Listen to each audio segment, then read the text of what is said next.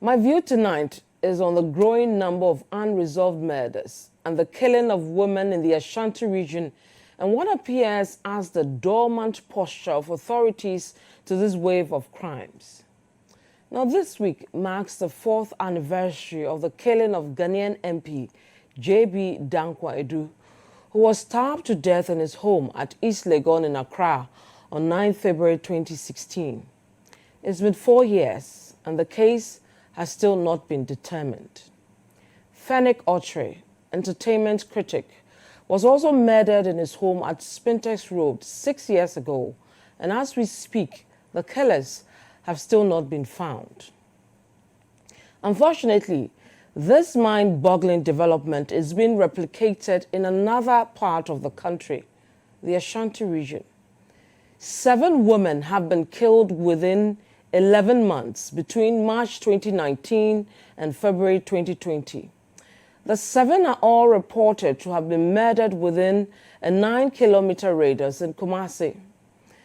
But perhaps the latest murder, which has got the majority of us talking and increasingly worried and has even triggered a social media campaign, is that of a community health nurse, Ruth Eshan, who was allegedly raped before she was murdered on her way home from work.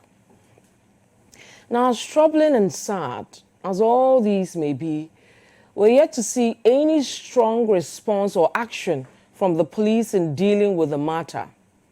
Is it business as usual for them? Indeed, had it not been that colleague nurses of Ruth Eshan across the country started the hashtag Justice for Ruth Eshan campaign, it would have passed as normal. This is how we appear to be normalizing killings and murders. Will the family of this nurse and the 6 others get justice? Now, when probed about the situation in his region and what the Regional Coordinating Council is doing about the matter, the Ashanti Regional Minister, Simon Osei-Mensah, said he cannot be held responsible for murders that happen in people's homes. Mr. Minister, with all due respect, it is your responsibility to deal with this matter. You should be worried about the development in your region. You should be having sleepless nights over the murders. Mr. Minister conveniently forgets that part of his social contract with the people is to ensure their safety and protection. I ask for the following as first steps towards assuring the public of safety from the Ashanti Regional Police Command in the wake of the killings that have left many people terrified and unable to go out freely to conduct their businesses. The Minister of Interior and the Ashanti Regional Minister, together with the police, should, as a matter of urgency, hold a press conference to provide a comprehensive update on the killings and where investigations have reached now. While each case must be investigated on its own merit, the investigation ought to examine and determine if the similarities in these cases are mere coincidences or part of a coordinated series of attacks against innocent women in the region.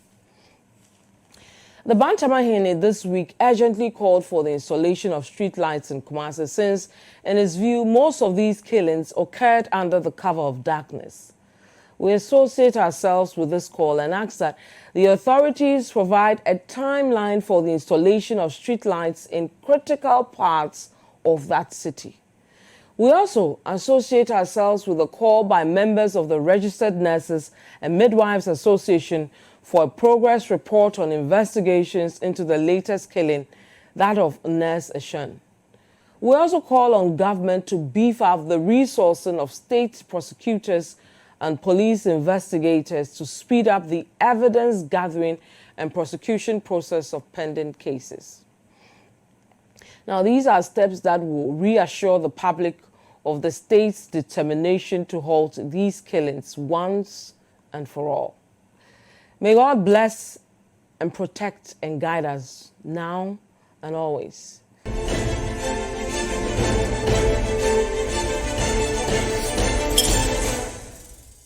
This has been Vivian's View. My name is Vivian Kai Lokko. Thank you for watching What the Papers Are Saying. Goodbye.